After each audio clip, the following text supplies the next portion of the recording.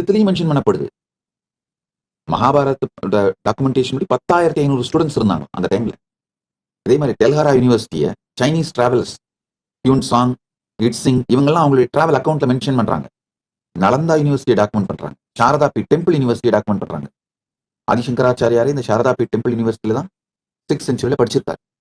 enough literary records இந்த Sharada Peeth temple university at least 2500 இயர்ஸுக்கு இருக்கு. நல்லா புரிஞ்சுக்கோங்க.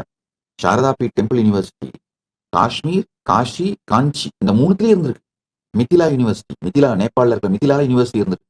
ஏனியா சொல்ல வருகின்ற இந்த சத்தியங்களை புரிந்து கொள்ளுங்க.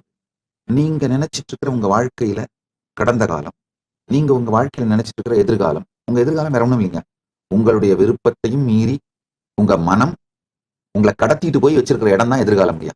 எதிர்காலங்கிற சிறையிலேருந்து உங்களை விடுவிக்காது.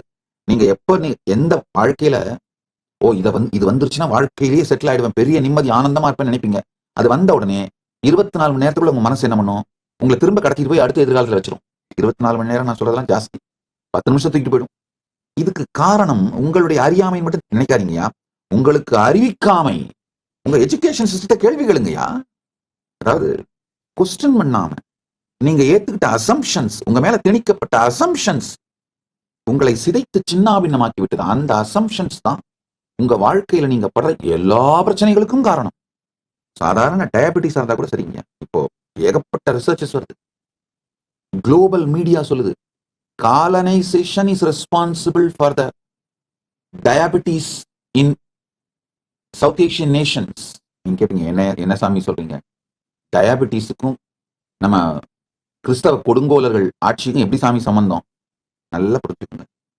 பல குளோபல் மீடியா சேனல்ஸ் சொல்றாங்க நம்முடைய DNA especially India, Pakistan, Bangladesh, Sri Lanka அந்த காலனைஸ் பண்ணி வச்சிருந்த கிறிஸ்தவ கொடுங்கோலர்கள் காலனைஸ் பண்ணி வச்சிருந்த அந்த நாடுகள்ல 25 ஃபெமைன் தொடர்ந்து 25 பெரும்பஞ்சங்களை ஆர்டிபிஷியலா உருவாக்குனாங்க. அப்ப என்ன ஆச்சுன்னா நம்முடைய டிஎன்ஏ ஜீன்ஸ்லாம் ஸ்டார்வேஷனுக்கு அடாப்ட் ஆயிடுச்சு. ஒண்ணு பல கோடி பேர் செத்தாங்க, இருக்கவங்கலாம் அவங்களுடைய டிஎன்ஏ ஸ்டார்வேஷனுக்கு அடாப்ட் ஆயிடுச்சு. கேளுங்க, பிரிட்டிஷ் அதாவது கிறிஸ்தவ கொடுங்கோலர்கள் உருவாக்கின ஆர்டிபிஷியல் ஃபெமைன்